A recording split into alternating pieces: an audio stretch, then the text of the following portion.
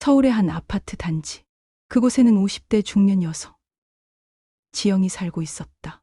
아침 일찍 일어나 운동을 하고 건강한 식사를 준비하며 하루를 시작했다. 남편은 몇 년 전 은퇴했고 두 자녀는 모두 결혼해 각자의 가정을 꾸렸다. 지영은 오랜 가정주부 생활에서 벗어나 오롯이 자신의 시간을 보낼 수 있는 때가 온 것 같았다. 하지만 그 자유는 생각보다 무거웠다. 처음엔 좋은 일인 줄만 알았다. 마음껏 쉴 수 있고 좋아하는 것을 할 수 있는 시간이 많아진다는 것이. 그러나 날이 갈수록 지영은 지루함과 외로움에 빠져들었다. 아파트는 언제나 고요했고 그녀를 찾는 이도 거의 없었다. 남편도 그다지 대화가 많지 않았다. 무언가 허전했다. 채워지지 않는 그 허전함을 채우기 위해 지영은 자연스레 새로운 자극을 찾아 나섰다. 아파트 근처의 커피숍에서 만난 동네 친구들과의 모임이 그녀의 유일한 활력소가 되었다. 친구들은 모두 그녀와 비슷한 상황이었다. 자녀들이 독립하고 하루하루 똑같은 일상이 지루해진 중년 여성들이었다. 그들은 수다를 떨며 시간을 보냈고 커피 한 잔에서 시작된 모임은 점점 더 자극적인 활동으로 변해갔다. 어느 날 한 친구가 와인을 가져왔다. 우리 오늘은 좀 즐겨보자. 그날부터 지영의 일상은 달라졌다. 모임은 점점 잦아졌고 와인에서 시작된 술자리는 점점 과해졌다. 남편이 잠든 밤이면 지영은 몰래 친구들과 만나 술을 마셨다. 그 시간만큼은 그녀의 외로움도 공허함도 모두 사라지는 것만 같았다. 마치 젊은 시절로 돌아간 듯한 착각이 들었다.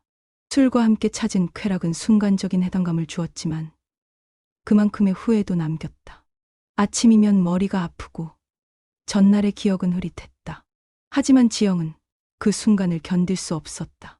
다시 반복되는 고요한 일상이 두려웠다. 시간이 지날수록 지영의 상태는 악화되었다. 그녀는 점점 더 술에 의존하게 되었고 마음속에 쌓인 외로움과 불안은 사라지지 않았다. 그러던 어느 날 지영은 자신을 거울에 비추어 보았다. 거울 속의 얼굴은 낯설고 지쳐 보였다. 이게 정말 내가 원했던 삶일까? 그녀는 그곳에서 만난 사람들은 그녀와 비슷한 고민을 가지고 있었지만 그들은 무언가 달랐다. 그들은 그들만의 평화를 찾고 있었다. 그중 한 여성이 말했다. 나는 내 삶이 공허하다고 느낄 때마다 하나님께 기도했어요. 성령의 충만함을 받기를 원했습니다. 처음엔 무슨 말인지 몰랐지만 점차 이해하게 되었어요.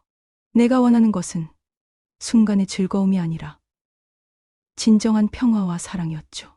지영은 그 말을 듣고 큰 충격을 받았다. 그녀는 돌아오는 길에 자신의 삶을 돌아보았다. 집에 돌아와서도 계속 생각했다.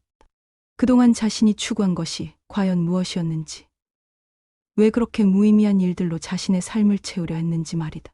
술과 쾌락은 그녀의 외로움을 달래주지 않았다. 그저 더 깊은 허무와 불안을 가져왔을 뿐이었다. 며칠 후 지영은 다시 교회를 찾았다.